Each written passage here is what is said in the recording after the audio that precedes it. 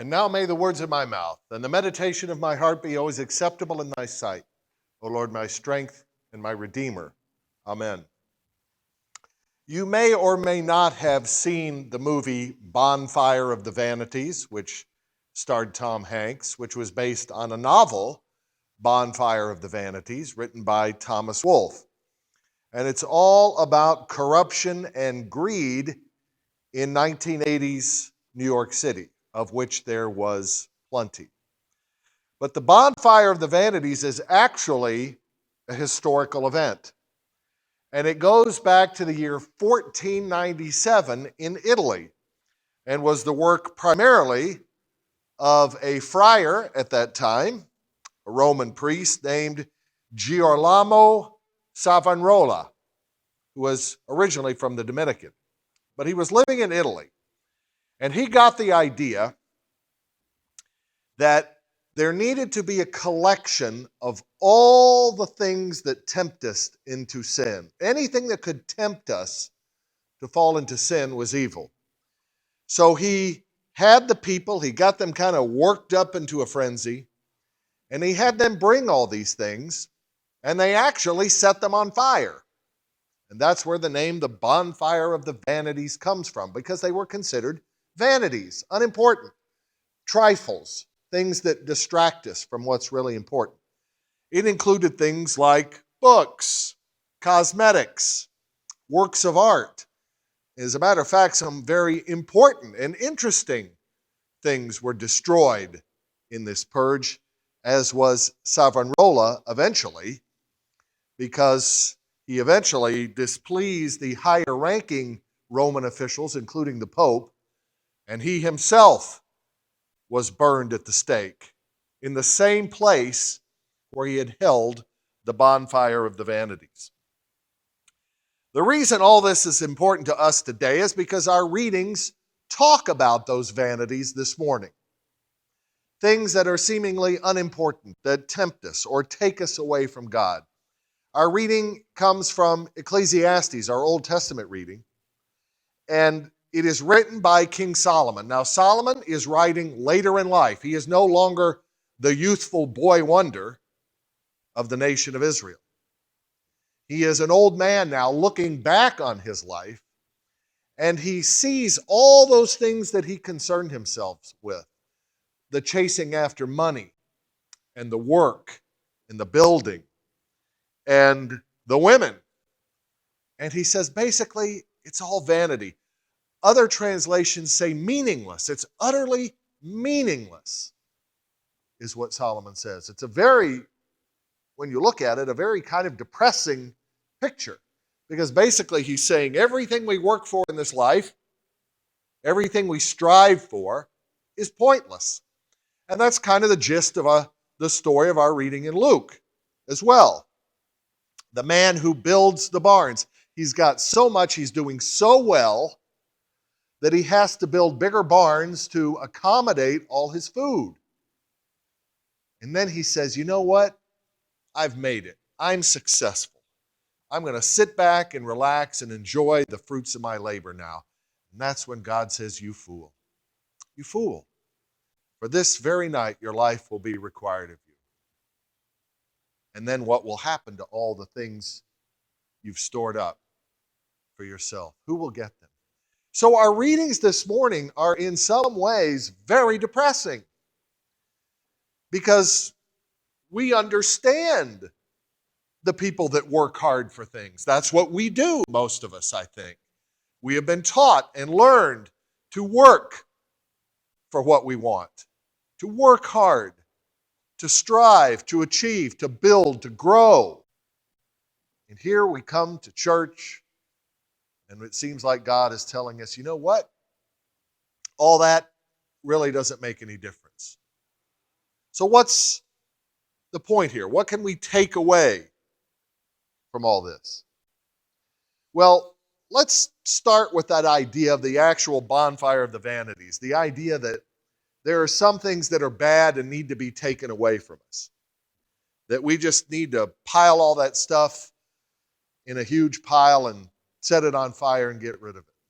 Well, the problem with that is If you're going to take away everything that we could abuse, you're going to have to take away everything, because we can potentially abuse anything. So if you're going to start getting rid of stuff that may tempt us in the wrong direction, you're going to have a very long list. And that, by the way, includes the Bible itself. Because the Bible's been misused throughout the centuries, throughout the ages, being misused today to drag people away into sin. You think about the witch hunts where people were taken to the gallows for being suspected of having these supernatural evil qualities about them. You think about the Crusades, and you think about how the Bible is often today so misused, so misinterpreted, used like a club often, like a hammer almost, to beat people into submission. So if you're going to start getting rid of stuff, you have to get rid of everything. And even if you could do that, even if you could round it all up, people would still find something to abuse. They would still find something to get into trouble. Because the problem is not the object. The problem is our dark hearts. The problem is the sin that lodges in our heart. The sin problem that we all have. You know, I found it absolutely amazing, this thing, and I think it slacked off a little bit. But I found it absolutely incredible, this fad that young kids had a year or so ago with the Tide Pods, the detergent cleansers. A perfectly harmless product designed to clean clothes. And what were kids doing with it? They were eating it. They were ingesting it. They made it into something called the Tide Pod Challenge. See if you can eat this stuff. And they would post videos of this online. Amazing. Amazing how it's possible to take something seemingly so innocent and harmless as laundry detergent and turn it into something evil. But that's what our dark hearts do. The problem is not the Tide Pods. The problem is not social media. The problem is not the cell phones. The problem is what's in here. And we will always find something to take us away from God because of who we are. And that kind of leads us to this other point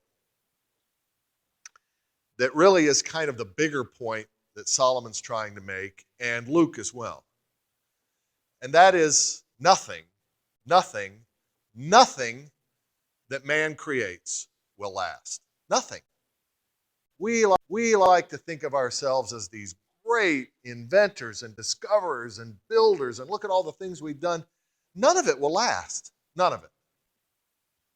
And it's been that way forever. The 7 great wonders of the world, including the Colossus of Rhodes, the Hanging Gardens of Babylon, all gone. Titanic, the unsinkable ship, the ship that God himself could not sink, went down on its maiden voyage. Everything we've built, everything we've made, everything we've created will go. And again, that goes back to our problem of pride, which we specifically see in that reading from Luke. It really all goes back to Genesis 11 and the Tower of Babel. The people got together and decided they were going to build a tower that would reach up to the heavens, that would reach up to God. They were going to build something so incredible, so impressive, that they were going to reach God themselves. They were going to become like God. That is the very definition of pride. That is why God had to frustrate their efforts and scatter them and differ their languages so that they would not be able to do that anymore.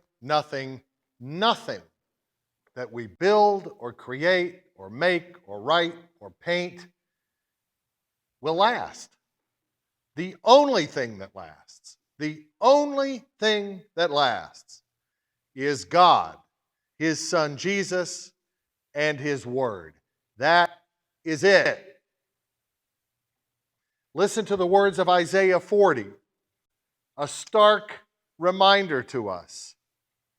All people are like grass, and they flourish like the grass of the field, but then they wither and are thrown away. But the word of the Lord is everlasting. That's the only thing. That is the only thing you can count on with certainty. We are getting to the point in our season of the year when we're starting to think about the harvest. And we've got a lot of people here who are very concerned about that, and rightly so. I hope it is a bountiful harvest for you, a safe and bountiful harvest. But even if it is, next year, you got to do the whole thing all over again. And then the year after that, and then the year after that. At some point, however, you will run out of harvests in your life. And someone else will have to worry about it. Whether or not you're in the fields, whether or not you're on a farm, we all fill our barns with something. Just like the man in the story this morning from Luke, we all fill our barns with something. That is, there is something that we decide is important and essential to who we are. Could be money, could be friends, family, work, what have you. All of those things are going to go. All the barns that we make and all the stuff that we put in them is one day going to go, just like it did for the foolish man in our reading from Luke. That time came sooner for him. It more likely will be later for us.